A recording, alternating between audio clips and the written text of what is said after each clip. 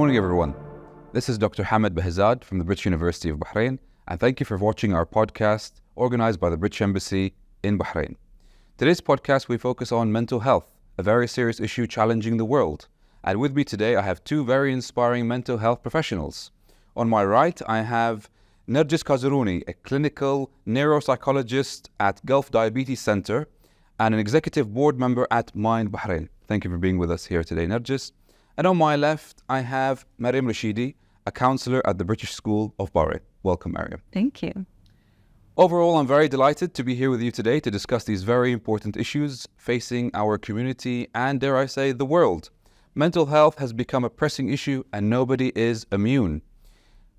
As a number, 1 in 3 people at some point in their lives struggle with mental health. So it is something to look into.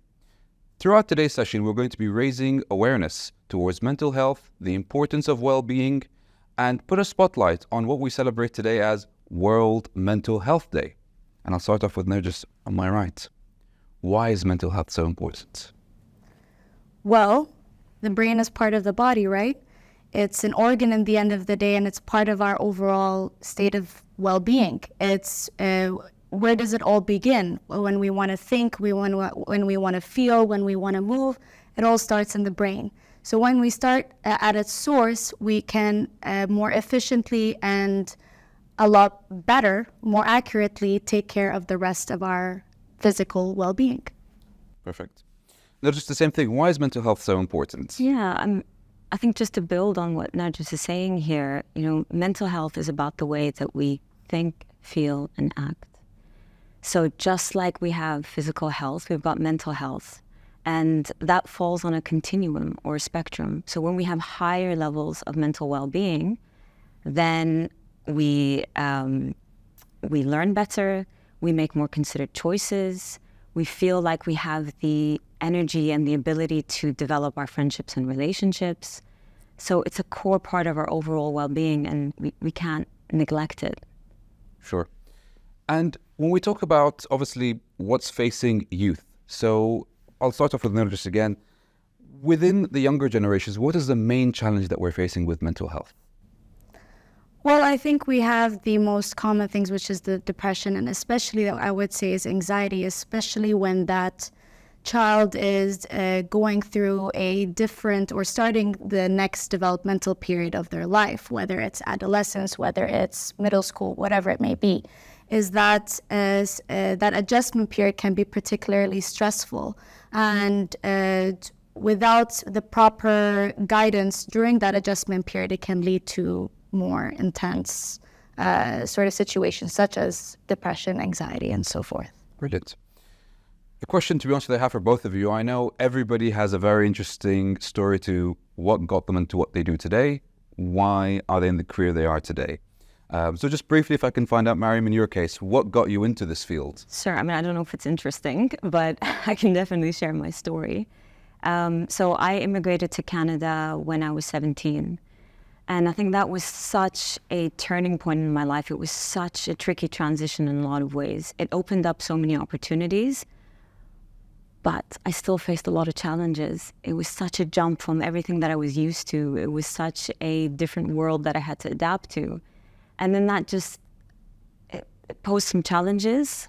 And I think knowing that I could reach out for support and challenging my own, self-stigma and biases against reaching out for help just kind of shaped the way that I thought about mental health and thought about the importance of looking after my mental health.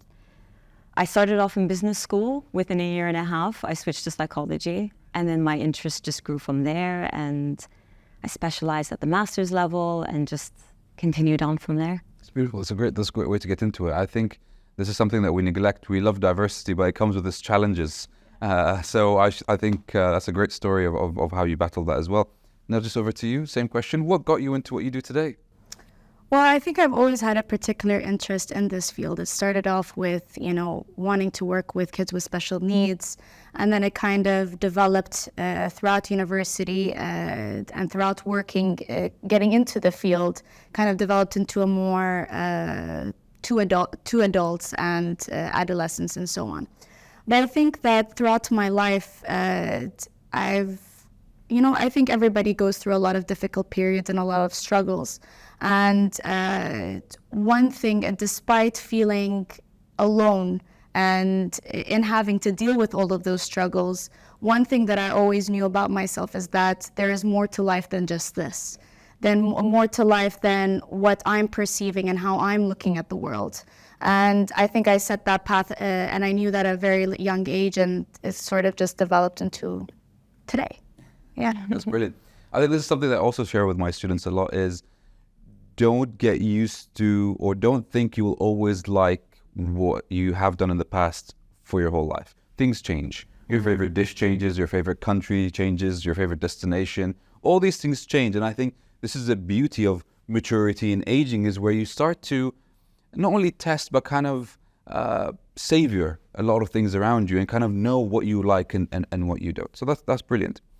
I think mental health, within any sphere of thought, there is a misconception. There is something that some of us understand, some of us have got wrong. I think I've spoken to you about this before we started filming, how I had my own misconception about mental health.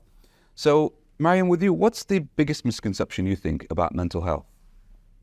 Okay, I mean, I can answer this question in two parts. On one hand, I'm going to start the other way around and then what's intuitive. But on one hand, we think that looking after our mental health is just making sure that we don't develop mental health problems, right? But mental health is so much more than that. It is about thinking about our development. It is about growing within ourselves. It's about learning new skills. It's developing a mindset about how to deal with the day-to-day stuff, how to have a direction in life that fits with our values, for example. So it's not just the absence of illness. It really is about how we develop these positive mindsets and habits within us. So when we think about somebody going to see a therapist or a counselor, it's not just about, I have a problem or I'm in crisis, I need to talk to someone. It's also about taking positive things that are happening. So linking it back to my story, going to Canada was a fantastic opportunity, but actually it was also hard and it was a difficult time. And seeing someone at that stage just, helped me think about that transition in a different way. So going when things are going to see a specialist when things are good, and also going to see someone when you're struggling. I think that's very important when it comes to the involvement of mental health. So I was watching an interview for the first Minister of Health in Bahrain in 1971, Dr. Ali Fakro. And he was saying one of the first things he did was in Bahrain, when it came to the healthcare framework, is focus on the phrase of mental health and psychiatry, because the previous phrase was madness or insanity. And I think this was something in generations going back with Sigmund Freud, as in, let's treat mental health with electric shock treatment or whatever it is. They thought it was something they could just overcome or switch off like any other organ. And I think this is a major misconception that I think is around us that we need to consider. From your experience now, just how do you think, or how do you see mental health being understood wrongly by some? Well, actually, just going off of what you said is that I think one of the biggest misconceptions is that mental health looks the same for everybody, and that, like you said, there is that development. It's required for that development, for that growth, meaning it's not always going to look the same. It's all constantly changing, whether it's for different people, different backgrounds, different, even for yourselves as well, as you get older and as you have more experiences and different obstacles in your way. It's how we talk to ourselves and how we shape our brains, because our brain can't tell what's real and what's imagined. It's what we let it believe. We shape our brains by how we talk to it, how we communicate with ourselves, how we perceive things. So I think once we kind of understand that, we can seek a lot of comfort in knowing that mental health is not that big of a deal. Does that make sense? Physical health. Absolutely. We all have it and we can develop it and build on it. Yeah. And this is a thing as well that I like to share with students as well when it comes to mental health, because I think we've grown up to neglect mental health. We focus on our physical health. Our parents taught us, don't sit so close to the TV, you'll ruin your eyes. Don't eat so much candy, you'll ruin your teeth. But no one said, take care of your mental health. Take care of your mental well-being or whatever it is. It was maybe, okay, play games or go this and do that. But it never translated into specific instructions like taking care of other organs in the body. With that, obviously, I think the youth, or youth specifically, are a very main target for mental health, because maybe they're more, let's say, isolated, more left alone. They haven't developed that experience yet. So within youth, and I'll start off with Nerjis this time, what's the main pitfall that youth fall into when having mental health issues or challenges? Well, I think one of the biggest pitfalls is that lack of communication. Whether or not they feel like they have that safe environment to be able to communicate, that's a different issue. However, I think that because the whole objective of communication is not to resolve the conflict, it's not to even get the other person to deliver what you require, it's for you to be able to express, for you to have that form of catharsis, that form of release of whatever is going on from within. And I think another big pitfall is that that may lead them to that mental health struggles, is that lack of developing that sense of autonomy, of being able to develop or being guided towards how to develop that self-autonomy for themselves. Thank you for that. Mariam, over to you. I'll kind of amend the question slightly, especially because you're within an educational context as well. So there are many pitfalls, but what do you feel in this day and age impacts the students the most? I know in our day it's just peer pressure and all that, but do you feel in this day and age aspects like, certain social media apps, Netflix or whatever it is, TikTok, all this stuff, puts an immense pressure of doing something, impacting, changing that status quo or challenging that status quo? Absolutely, and I think that's a really important question. So, social media, what we watch on TV, what we read in the news, all of this shapes the way that we think and feel, and it affects our moods, right? So if we are not selective about what we are seeing day to day, what we're exposing ourselves to, then actually we don't realize the accumulated effect that it has on us. So something I always try to talk to young people about is, look, these things affect the way that you think. It affects the way that you see the world. So be selective about what you allow yourself to watch. On the other hand, it's also that we're a little bit less present, I would say. We're sitting here, we're sitting with friends and we're getting notifications on our phones. Or we see young people sitting together in groups and everyone's just scrolling on their phones. So you're missing moments, you're less present, you're less... what a timing! I think it stops us from being present and really appreciating the moments that we're in. And when you think of your brain like a computer, from going off what you said about being in the present, when you think of your brain like a computer, if we're constantly thinking of the past, present, and future, if we have that many tabs open, what eventually happens to the computer?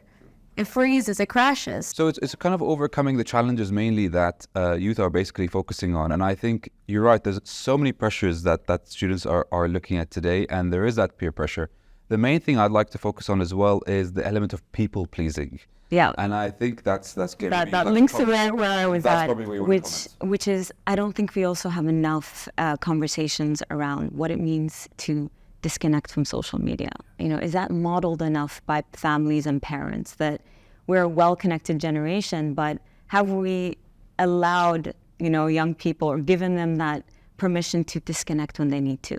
Do we talk enough about what it means to have influencers and what it means to be influenced by influencers? Are we doing enough to open up these dialogues with young people?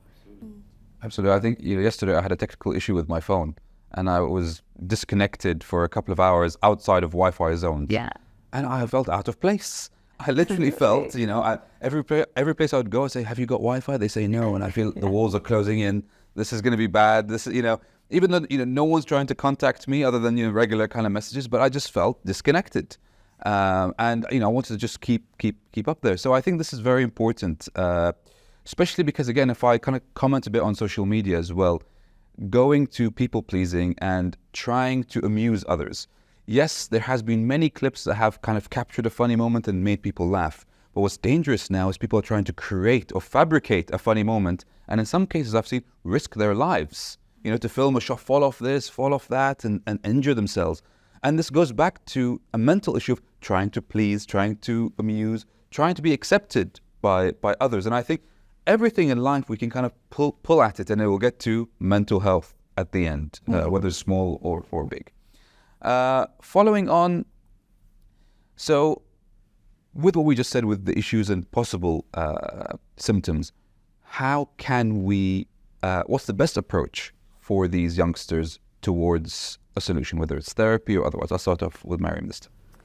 Yeah, for me, one thing I like to focus on is building up strength in young people. So I really work from a strengths-based perspective. So, you know, for a young person to get to know what they're good at and develop that, to get to know their interests is so important for building that self-esteem. Because if you think about it, you know, having low self-esteem or struggling with low self-esteem means you have more doubt in yourself. You're less secure in what you think your abilities are. You're less secure around others and within yourself. So if we are focusing on helping young people understand their capacity, understanding what they're good at, then actually when things get tough, they're using those strengths to deal with it. And at the same time, we're building that self-esteem, which I think is one of the greatest challenges that young people face these days. Absolutely agree, because I think in this day and age, just giving them the tools, no matter what content you give them or lectures, they will expire, they'll be obsolete. But giving them the tools to find that strength, whether in their 10s, 20s, and 40s, they can always adapt to whatever strength they have. And I'll add to that question slightly. So what's the best approach for those who feel they might need mental health support, but maybe those who are looking to support others in need? So we're saying who are those who are in the circle, who are those who are outside the circle, but trying to help somebody from within. So somebody who's coming into therapy, Yes. wanting to help someone else. Basically. Okay.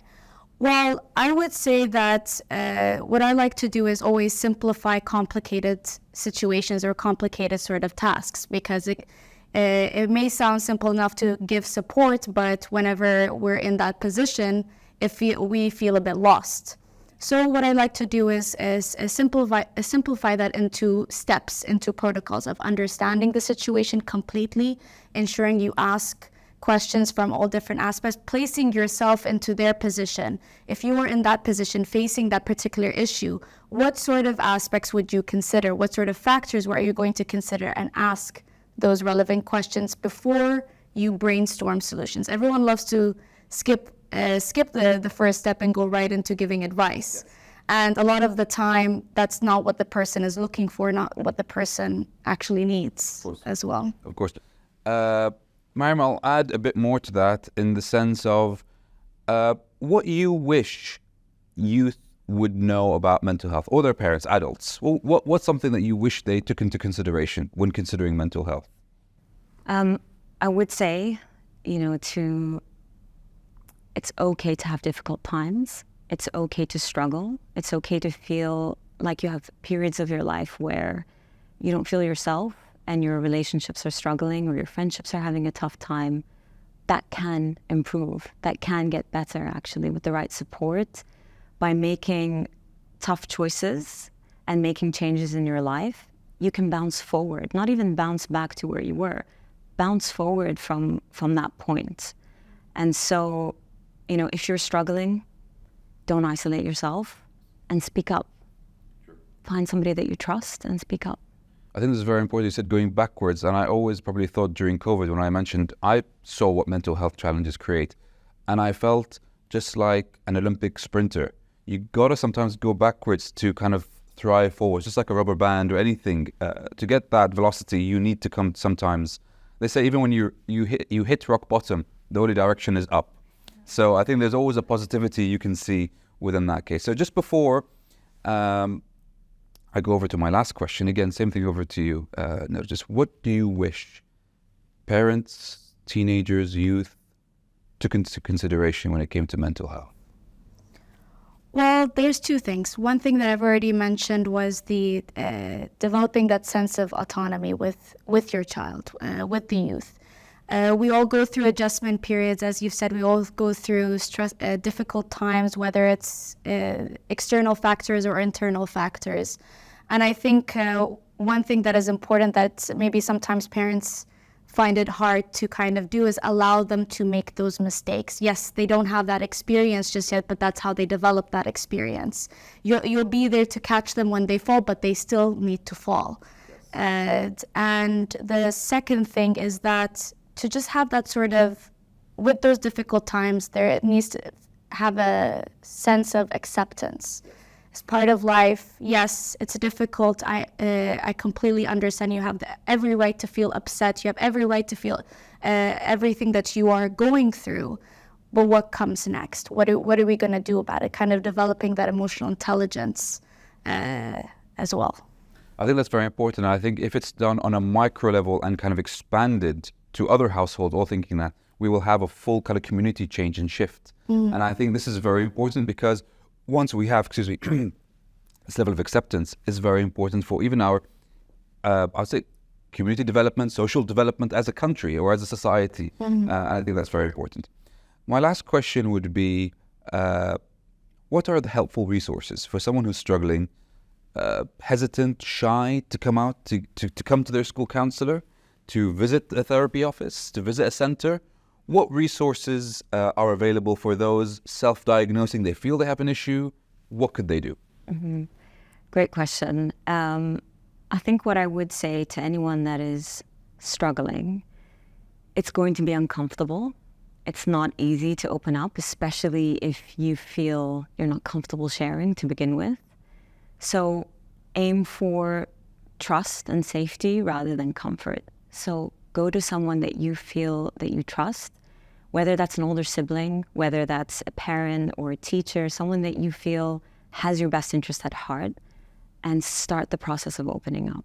Take that first step and let them accompany you through that. You know, ask for help. Say, I'm struggling with something and I don't know what to do about this. And then let them help you through. Let them connect you to the right support if needed. I think this is also a very important element of aging. I think when we're younger, we're always shy to ask for help. But we get older, we don't mind. I need help. Sort me out. Help me out. And it's a much more of a liberating aspect as we get to understand as well, we might not be specialized or good at everything. You know, I'm specialized in what I do, but I have no shame in asking other professionals in their fields what they think or for help. And I think there's nothing wrong with that, and vice versa. Now, just over to you for our last question. What resources do you feel are available, and how could people come out of their silence from the darkness, let's say? Well, I think, now compared to a few years ago, even just 3 years ago, before Corona, there are so many resources available online. There is online therapy, whether it's in Bahrain or in countries in Europe. There are therapists of all different types and all different specialities. What I would say is, if any of them feels in any way, shape, or form overwhelming, it's important to take those small behavioral changes, the small behavioral steps. Take it one step at a time. Find out what's your goal of where you want to go in terms of what resources you want to end up using, and then work your way towards that. Well, ladies, thank you very much for today's session. It was very interesting and very informative, and I really feel we've shed some light on some very important issues related to mental health. I think it's a growing phenomena. More people are being connected, joining, understanding what's being discussed globally. Because it is something affecting all of us. And I think the COVID or pandemic was a great catalyst for us to understand a lot more. And I know obviously with followed by the economic recession and other social impacts, I think a lot maybe have, seek some help and so on. I'd like to thank you for listening, everybody. I'd like to thank the British Embassy in Bahrain for organizing this podcast. I'd like to thank the Al Bilad newspaper studio for having us today and recording this podcast. It's been great talking about all these issues, discussing impacts on youth, mental health, the challenges, the importance, hopefully the awareness we've raised today, the tools and services at your disposal to take advantage of. We hope you found this session useful. From Bahrain to the UK to the rest of the world, thank you very much.